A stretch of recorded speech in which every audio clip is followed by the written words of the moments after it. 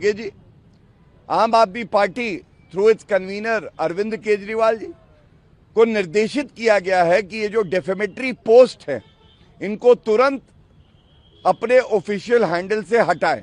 जो ओछी घटिया हल्की राजनीति कांग्रेस पार्टी और आम आदमी पार्टी और विपक्षी दल कर रहे थे, उनको ये करारा तमाचा है और झूठ की हार हुई है और सत्य की जीत हुई है। अंकिता भंडारी केस के अंदर जो हमारी बेटी के समान है, 3.5 साल बाद भी बार बार उसका नाम लेकर अपनी राजनीतिक रोटियां सेकने का काम कांग्रेस, आम आदमी पार्टी, यूकेडी लोग सभी लोग कर रहे थे। जब इनका प्रदेश में कुछ काम नहीं होता, मन नहीं जीत पाते, तो ये फिल इन दी ब्लैंक्स में कभी किसी का नाम भर देते हैं, कभी किसी का नाम भर देते हैं, कभी किसी का नाम भर देते हैं। श्री दुष्यंत गौतम जी, जो कि पिछले 5 दशक से सार्वजनिक जीवन में हैं, जनता की सेवा कर रहे हैं और भारतीय जनता पार्टी के सम्मानित नेता हैं, एक कुंठित प्रयास कांग्रेस पार्टी द्वारा और आम आदमी पार्टी द्वारा किया जा रहा था कि उनके मान सम्मान पर धब्बा लगाया जाए और बिना तथ्यों के, बिना प्रमाण के।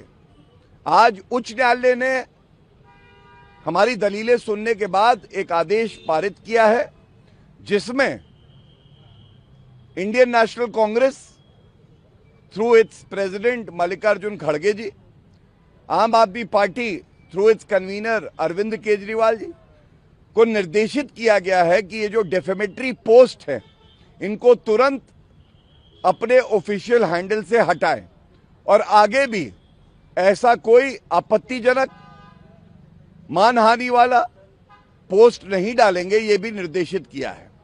और ये सच्चाई की जीत है। इस फैसले का हम स्वागत करते हैं और यही कह सकता हूं, सत्यमेव जयते। सर, क्या सोशल मीडिया इंटरमीडियरीज जो है उनके लिए भी हाईकोर्ट ने कोई आदेश निर्देश? इंटरमीडियरीज आज डिजिटल एज में बहुत जल्दी जो सूचना होती है उसका विस्तार करती हैं, उसका प्रचार होता है, उनको भी डायरेक्शन दिए गए हैं। जो पोस्ट इंगित की गई थी, जो डेफेमेटरी थी, उनको हटाएगा और ये एक बहुत बड़ी जीत है, सच्चाई की जीत है। और ये दिखाता है कि जो ओछी घटिया हल्की राजनीति कांग्रेस पार्टी और आम आदमी पार्टी और विपक्षी दल कर रहे थे, उनको ये करारा तमाचा है और झूठ की हार हुई है और सत्य की जीत हुई है। अपनी अपील की थी।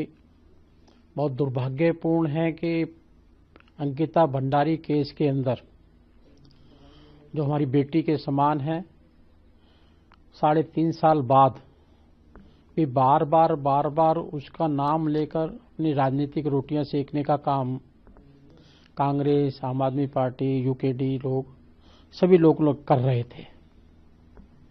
हमारा 50 वर्ष का राजनीतिक सामाजिक जीवन के अंदर हमने अपने नैतिक मूल्यों को कायम रखते हुए समर्पण भाव से पार्टी की मर्यादाओं, उनके मार्गदर्शन के अंदर हम लगातार सेवा भाव से कार्य करते रहे। लेकिन 3.5 साल न्यायपालिका भी और सभी लोग सबसे कहते रहे कि आप दस्तावेज पेश करो कि कौन है वीआईपीज का आप मनगढ़ंत नाम ले रहे हैं। लेकिन इन राजनीतिक दलों के द्वारा अब हमारी मान हानि की गई, हमारे सम्मान को तोड़ा गया। इसने हमारे दिल पर बहुत ठेस पहुंचाई है और बार बार अंकिता भंडारी केस, वीआईपी, जब इनका प्रदेश में कुछ काम नहीं होता, मन नहीं जीत पाते, तो ये फिल इन दी ब्लैंक्स में कभी किसी का नाम भर देते हैं, कभी किसी का नाम भर देते हैं, कभी किसी का नाम भर देते हैं। और हमारा नाम आज इन्होंने डालकर जिस प्रकार से प्रचार प्रसार किया गया है, मैं कोर्ट में गया हूं, कोर्ट ने उसको स्वीकार कर लिया है, इनको आधे नोटिस जारी कर दिया गया है। और मुझे लगता है कि जो हमारे गुरु है रविदास जी, इनका मन चंगा कटौती में गंगा। अगर मन साफ है तो आपको घबराने की जरूरत नहीं है। उनके मूल मंत्र पर चलते हुए इनको आने वाले समय के अंदर निश्चित है इनको कुछ ना कुछ इनको सजा मिलेगी। जैसा आपका कहना है और आप लगातार इस बात को कह भी रहे हैं कि आप लोग को राजनीतिक साजिश के तहत क्या ही फंसाया गया है, राजनीतिक साजिश के तहत आपके नाम का इस्तेमाल किया जा रहा है? जी बिल्कुल राजनीतिक है। उस काल के अंदर उस लोकेशन में मैं उत्तराखंड में हूं ही नहीं। मैं उसके दूसरे दिन 17 तारीख को मैं प्रधानमंत्री के जन्मदिन के कार्यक्रम में दिल्ली में था। दूसरे दिन भी मैं आदरणीय होम मिनिस्टर के साथ में सुबह एक कार्यक्रम में मैंने पार्टिसिपेट किया। दूसरे दिन मैं उड़ीसा चला गया हूं। तो वरिष्ठ नेताओं ने कहा कि भाई क्या उत्तराखंड के बारे में जानकारी, तो मैं 21 तारीख को उत्तराखंड गया हूं ये मालूम करने के लिए।